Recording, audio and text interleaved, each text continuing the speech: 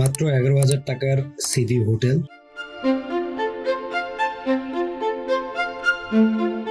Marine drive bike ride,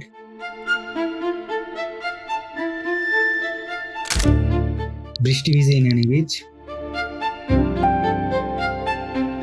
আর পরিবারের সঙ্গে এমন কিছু মুহূর্ত যেগুলো আজীবন মনে থাকবে। এই 3 দিনের কক্সবাজার ট্যুরে কি কি ঘটেছিল চলুন শুরু থেকে শেষ পর্যন্ত একসাথে দেখি। অনেকদিন ধরেই পরিবারের সবাই মিলে কোথাও ঘুরতে যাওয়ার পরিকল্পনা করছিলাম। অবশেষে সেই দিনটা চলে এলো। ব্যাগ গুছিয়ে আমরা পৌঁছে গেলাম গ্রিন লাইন পরিবহন কাউন্টারে।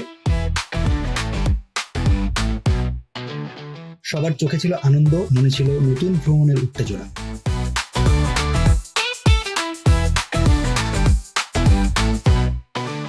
সবাই মিলে বাসে উঠে নিজের সিটে বসে পড়লাম, আর শুরু হলো আমাদের কক্সবাজার যাত্রা।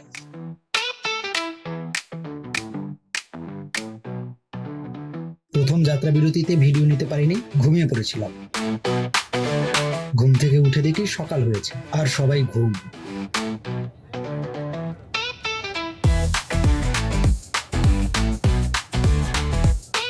আমাদের যাত্রার দ্বিতীয় বিরতি হয়েছে হোটেল সি4 সিজন।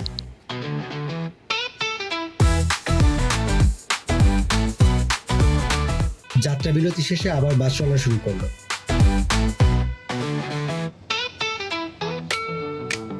আমরা চট্টগ্রামের কর্ণফুলী নদীর শাহ মোহাম্মদ সেতুর উপর দিয়ে যাচ্ছি।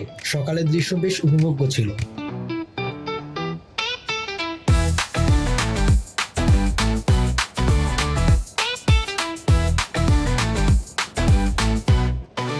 সূর্য তখনও উঁকি মারেনি।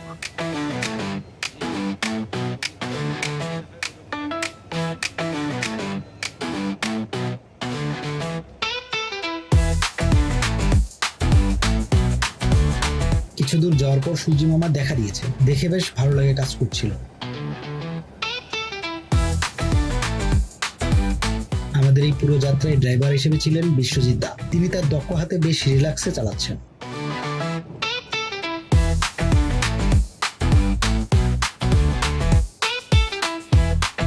সকালে এই মনোমুগ্ধকর দৃশ্য দেখতে দেখতে অবশেষে আমরা পৌঁছালাম কক্সবাজার গ্রিন লাইন বাস কাউন্টারে।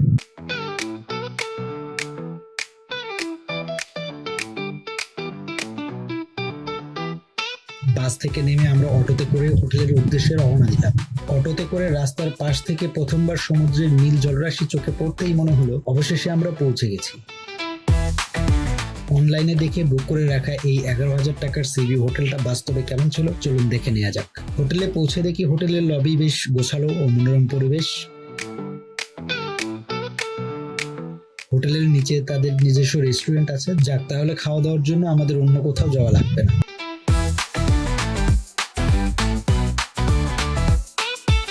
আমরা লিফটে করে রুমের সামনে পৌঁছলাম। এখান থেকেও সি ভিউটা দেখা যাচ্ছে।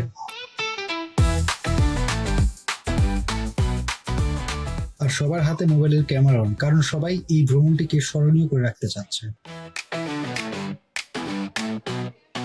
যাই হোক, আমরা প্রথমে আমাদের 2 বেড সজ্জিত রুমের ট্যুর নিচ্ছি।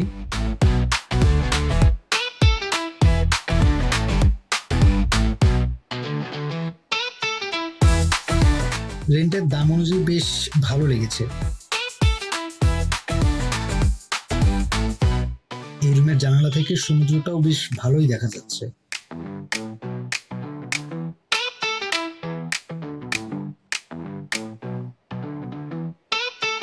এর পরের এক রুমের বেডের সাথে ড্রয়িং রুম ছিল।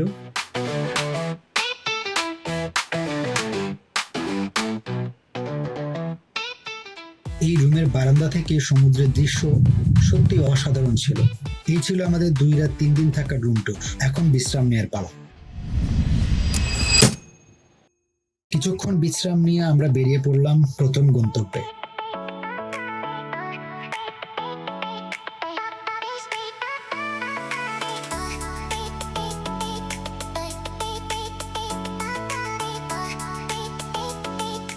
প্রথম গন্তব্য সুগন্ধা বিচ।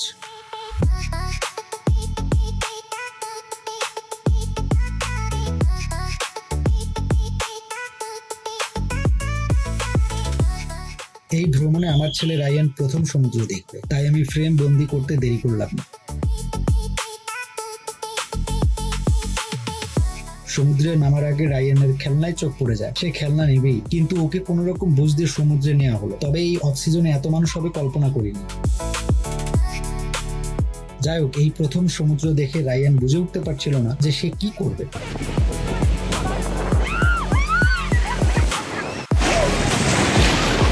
সমুদ্রের উত্তাল ঢেউ এবং আমার সহধর্মীর সাথে ক্যামেরাবন্দি ব্যাপারটা বেশ উপভোগ্য ছিল।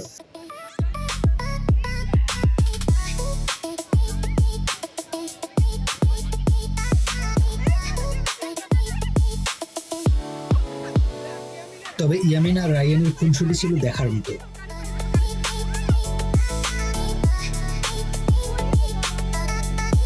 রায়ানকে কোলে নিয়ে একা হাতে সামলানো যাচ্ছিল না, কারণ সমুদ্রের ঢেউগুলো ছিল বেশ বড়।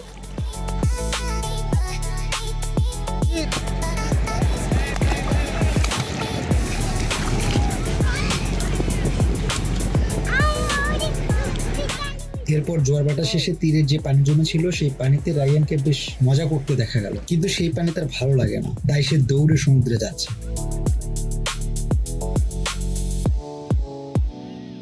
আর এইদিকে সুমাইয়া সমুদ্রের বালিতে কিছু একটা আঁকার চেষ্টা করছে, কিন্তু সমুদ্রের ঢেউ তাতে বাধা দিচ্ছে। সুমাইয়ার দেখা দেখি রায়ানও কিছু একটা করার চেষ্টা করছে, কিন্তু সমুদ্রের ঢেউ বরাবরের মতো বাধা দিচ্ছিল। ব্যাপারগুলো বেশ উপভোগ্য ছিল। যাই হোক, এরপর আমরা শর্টস ভিডিওর জন্য কিছু ফুটেজ নিই।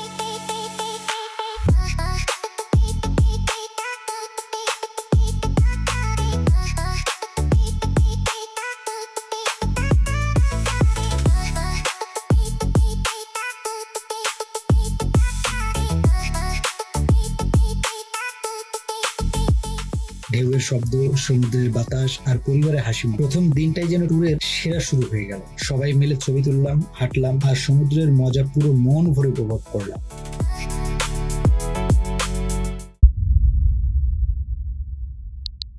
প্রথম দিনটা দারুণ কাটলেও দ্বিতীয় দিনের আবহাওয়া আমাদের পরিকল্পনায় একটু পরিবর্তন এনে দিয়েছিল। সকালে বৃষ্টি হচ্ছিল, তাই আমরা একটু অপেক্ষা করলাম। আকাশে একটু পরিষ্কার হতেই বেরিয়ে পড়লাম লাবণী বিচের পথে।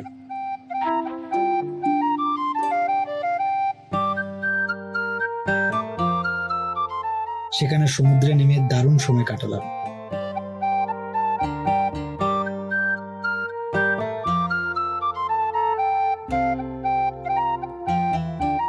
আমি, আমার স্ত্রী, ছেলে মিলে ঘোড়ায় উঠলাম।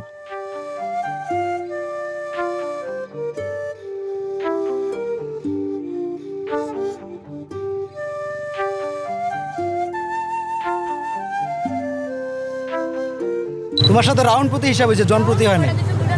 হ্যাঁ, কোথায় দুইবার গেছে? না না, দুইবার কোথায় গেছি? ভিডিও আছে না আমার কাছে?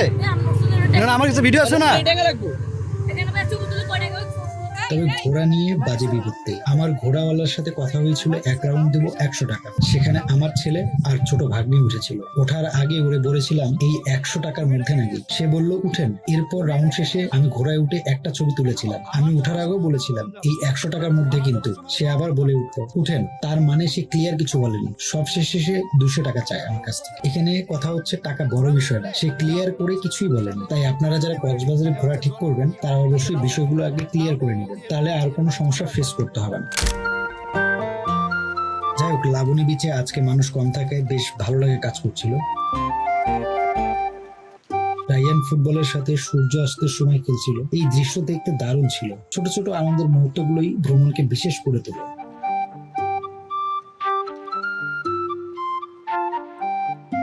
বিকেলে সমুদ্রের ধারে বসে সূর্য অস্ত দেখলাম। লাল আকাশ আর এই সমুদ্রের দৃশ্য ভাষায় প্রকাশ করা খুব কঠিন। এরপর আমি আর সাদি ফুটবল নিয়ে কিছু ফটোশুট করি। সমুদ্রের ফুটবল হাতে নিয়ে ব্যাপারটা বেশ জমে উঠেছিল। এইসব করতে করতে কখন যে রাত হয়ে গেল টেরই পেলাম না।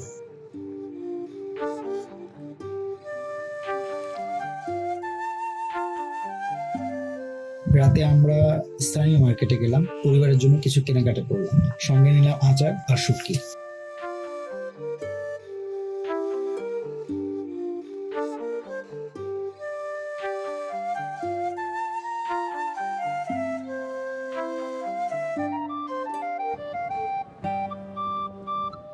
এরপর রাতে বৃষ্টি পড়ছিল। আমরা সমুদ্রের ধারে ছাতা ভাড়া করে নিয়ে বসেছিলাম। তখন একটি ছেলে কাঁপতে কাঁপতে 2 ছড়া শামুক নিয়ে আসলো। আচ্ছা তুমি এই দাঁড়াও, তুমি বলছো যে হচ্ছে হ্যাঁ না না, ও বলছে যে হচ্ছে দুইটা 200 টাকা, আপনিরা কত দিবেন? 200 টাকা চেয়ে বসল। ইয়ামিনের ছেলেটিকে দেখে মায়া হলো এবং সে 200 টাকা দিয়েই তা কিনে নেয়। ছেলেটি শেষ 2টি ছড়া সেল করার পর অনেক খুশি হয়েছিল। কার লাগবে আমি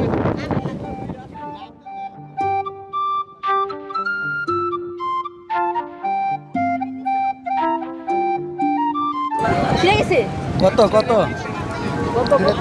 কত কত জোড়া 50 চেহারা দেখে বুঝে কথা কিনবেন।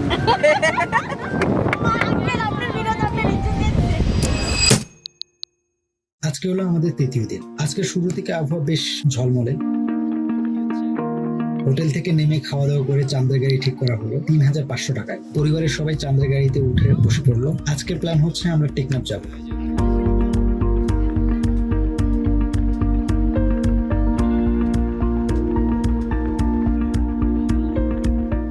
আমি, সাদি, আব্দুল্লাহ গাড়িতে উঠে বসে পড়লাম।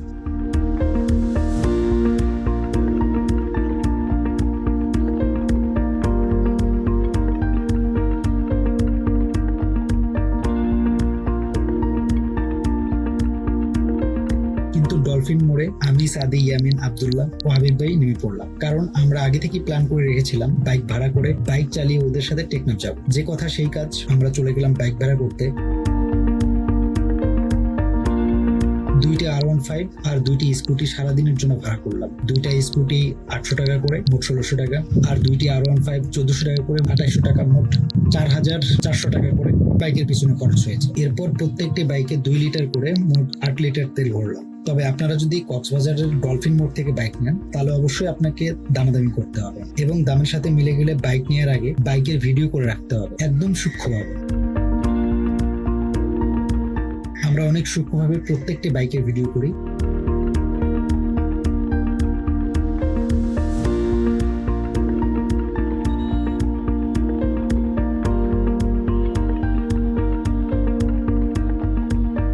এরপর লেখালেখি শেষে বেরিয়ে পড়ি টেকনাফের উদ্দেশ্যে।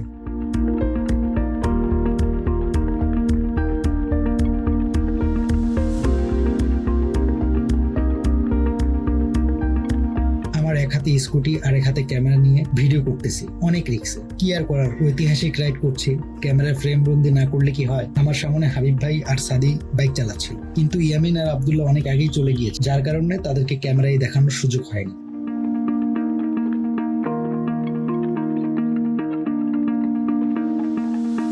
অবশেষে আমাদের প্রথম গন্তব্য মিনি বান্দরবানে চলে আসলাম। আমাদের আগেই চাঁদের গাড়ি পৌঁছে গিয়েছে।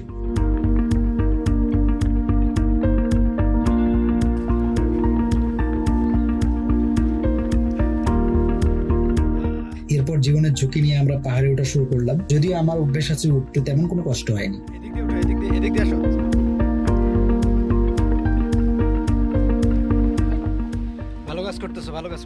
ওঠার পথে দেখলাম 2টা ছেলে বালি দিচ্ছে, কারণ এখানে বৃষ্টি হয়েছে। ওঠার রাস্তা বেশ পিচ্ছিল ছিল। পরে ছেলে দুটোকে ইয়ামিন বকশিশও দিয়েছে বালি দেওয়ার জন্য। Mini Bandarban from Cox's Bazar.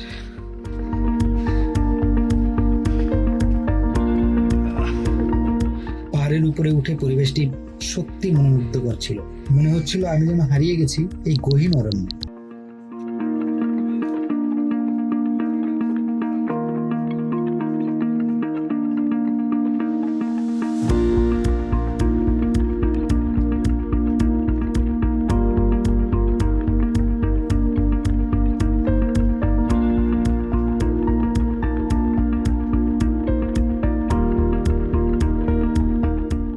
আমরা এখন আবার পিচ্ছিল পথ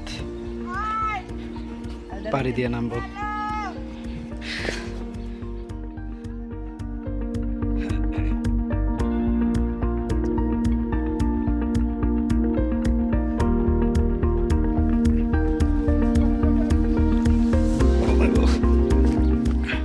যাই হোক, হোক, সময় অনেক কম, তাই এতটুকু দেখে আমরা নিচে নামা শুরু করলাম। এবারের গন্তব্য টেকনাফ 0 পয়েন্ট।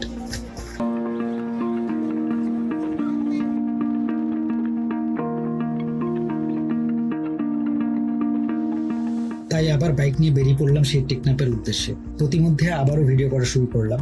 এক পাশে পাহাড়, অন্য পাশে সমুদ্র, প্রতিটি বাঘ যেন পোস্ট কার্ডের মতো সুন্দর। বাইক চালাতে চালাতে মনে হচ্ছিল এই পথ যেন শেষ না হয়।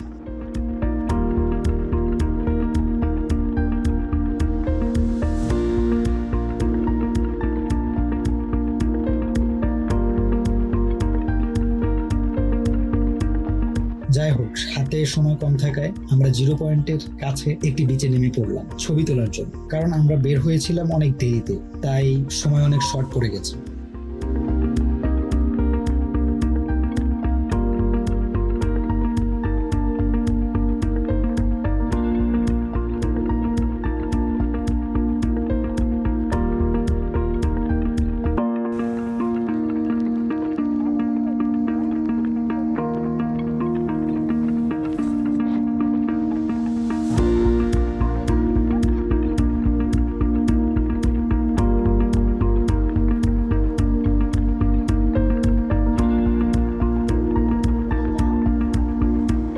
এরপরে ফেরার পথে সুমাইকে আমার স্কুটির পিছনে নিয়ে নিলাম। পুরো জার্নিতে মেরিন ড্রাইভের বাইক জার্নিটা বেশ স্মরণীয় হয়ে থাকবে, কারণ স্ত্রীকে বাইকের পিছনে বসিয়ে গুড়ি গুড়ি বৃষ্টিতে মেরিন ড্রাইভে বাইক চালানোর অনুভূতি আপনাদের বলে বোঝাতে পারবো না। আমার জীবনের সব থেকে সেরা বাইক রাইড ছিল এটি।